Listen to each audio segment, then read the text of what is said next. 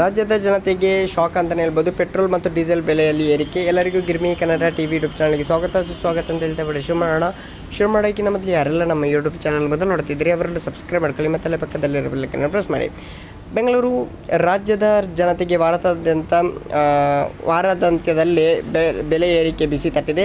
ಶುಕ್ರವಾರ ಬೆಳ್ಳಂಬೆಳಗ್ಗೆ ರಾಜಧಾನಿ ಬೆಂಗಳೂರಿನಲ್ಲಿ ಪೆಟ್ರೋಲ್ ಮತ್ತು ಡೀಸೆಲ್ ದರ ಗಗನಕ್ಕೇರಿದೆ. ವಾಹನ ಸವಾರರಿಗೆ ಜೇಬಿಗೆ ಕತ್ತರಿ ಬೀಳುವಂತಿದೆ. ತೈಲ ಕಂಪನಿಗಳು ಇಂಧನ ದರವನ್ನು ಪರಿಷ್ಕರಿಸಿ ಪೆಟ್ರೋಲ್ ಬಂಕ್ ದರ ವಿವರ. ಹಿಂದೂಸ್ತಾನ್ ಪೆಟ್ರೋಲಿಯಂ ಬಂಕ್ಗಳಲ್ಲಿ ಪೆಟ್ರೋಲ್ ಮತ್ತು ಡೀಸೆಲ್ ದರ ತಲಾ 3 ರಿಂದ 4 ರೂಪಾಯಿ ಏರಿಕೆಯಾಗಿದೆ. ಪೆಟ್ರೋಲ್ ನಿನ್ನೆ ಪ್ರತಿ ಲೀಟರ್ಗೆ 102.91 ರೂಪಾಯಿ ಇದ್ದ ಪೆಟ್ರೋಲ್ ಬೆಲೆ ಈಗ ಇಂದು 106.21 ರೂಪಾಯಿ ತಲುಪಿದೆ.